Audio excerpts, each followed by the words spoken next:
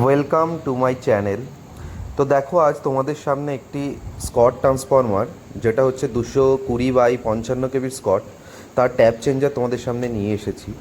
তো দেখো, এখানে নেম প্লেটটা একবার তোমরা দেখলেই বুঝতে পারবে এর রেটিং কী কী আছে।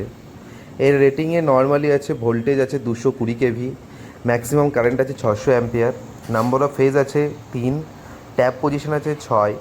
তো এইখানে যে ট্যাপ পজিশনটা তোমরা দেখছো 1 থেকে 6 পর্যন্ত আছে, 6টা ট্যাপ। তো ভ্যারাইটিস ভোল্টেজ পাওয়া যায়, tap 1, tap 2, tap 3, tap 4, as per requirement আমরা ট্যাপ চেঞ্জ করে থাকি। আর এই ট্যাপ চেঞ্জারটা হলো একটা অফ লোড ট্যাপ চেঞ্জার, অর্থাৎ ট্রান্সফরমারে যখনই কোনো লোড থাকবে না তখনই এই ট্যাপ চেঞ্জ করা যাবে ট্রান্সফরমারে। তো এবার আমরা যাচ্ছি ধীরে ধীরে ইন্টারনাল পার্টের দিকে। তোমরা দেখো, এখন যে ট্যাপটা রয়েছে পজিশনটা, সেটা হচ্ছে 2। তো এখানে একটা ভোল্টেজ আর কারেন্ট লিমিটেশন রয়েছে। নর্মালি ট্যাপ চেঞ্জ করি ভোল্টেজকেই চেঞ্জ করা হয়, তো আমরা জানি ট্রান্সফরমার পাওয়ার কনস্ট্যান্ট ডিভাইস, তো অ্যাজ ওয়েল অ্যাজ ওর কারেন্টটাও কিন্তু চেঞ্জ হয়ে যায়।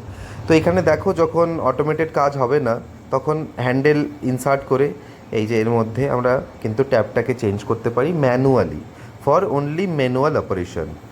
তো রেইজ হচ্ছে ক্লকওয়াইজ, আর লোয়ার হচ্ছে যেটা অ্যান্টি ক্লকওয়াইজ, মানে ট্যাপটাকে যদি বাড়াতে হয় তাহলে ক্লকওয়াইজ ঘোরাও, রেইজ হবে, আর ট্যাপটাকে কমাতে হলে অ্যান্টি ক্লকওয়াইজ ঘোরাও। তো পাশে তোমরা দেখতে পাচ্ছ এর কাউন্টার, কতগুলো ট্যাপ চেঞ্জ করা হয়েছে। এখানে মেনস অন রয়েছে, tap change in progress, space heater রয়েছে এর মধ্যে, থার্মোস্ট্যাট কন্ট্রোল, যেটা থার্মোস্ট্যাটের মাধ্যমে কন্ট্রোল করা হয়। তো এখানে দেখতে পাবে তোমরা ধীরে ধীরে এর বিভিন্ন টিভি রয়েছে, এমসিবিস বাগারা সব রয়েছে। তো দেখো ধীরে ধীরে এটা 110 ভোল্ট ডিসি সাপ্লাই কন্ট্রোল হয়। তো এই যে নিচে দেখতে পাচ্ছ ব্ল্যাক কালারের যেটা, এটাই হচ্ছে থার্মোস্ট্যাট।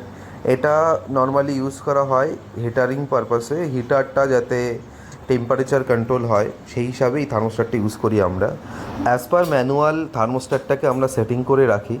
তোমরা দেখতে পাচ্ছ মোটামুটি 30 ডিগ্রির কাছাকাছি এটাকে সেটিং করে রাখা হয়। এই যে তোমরা দেখতে পাচ্ছ নিচে মোটর রয়েছে, মোটরের মাধ্যমেই আমরা কমেন্ট দিচ্ছি, যখন রিমোটিক্যাল বা ইলেকট্রিক্যালি কমেন্ট দিই মোটরের মাধ্যমে কিন্তু শ্যাফটটা ঘুরে ট্যাপটাকে ধীরে ধীরে চেঞ্জ করে। তোমরা দেখতে পাচ্ছ ওখানে মোটরটা রয়েছে, এই যে এর শ্যাফটটা রয়েছে।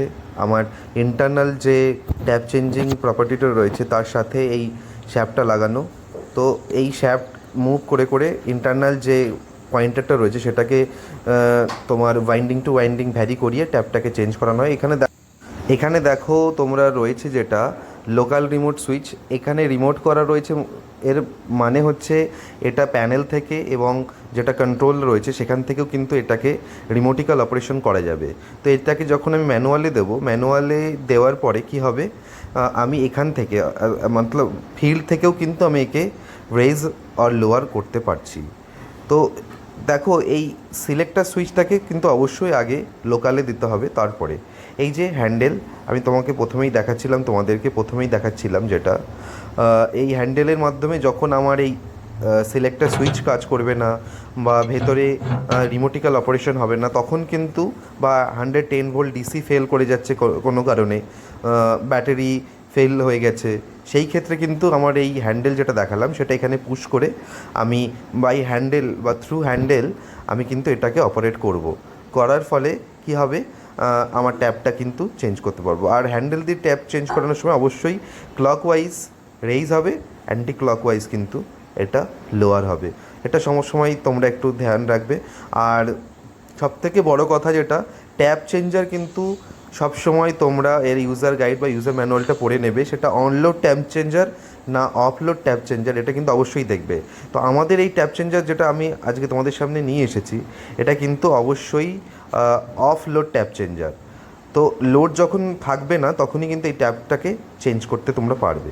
এটা দেখো, এই ট্যাপ চেঞ্জারের স্কিমেটিক ডায়াগ্রাম রয়েছে একটা, এখানেই সব কিছু দেখানো রয়েছে কোথায় কী কানেকশন রয়েছে। তো আজকের মতো ভিডিওটা এই পর্যন্তই। Thanks to watching my video.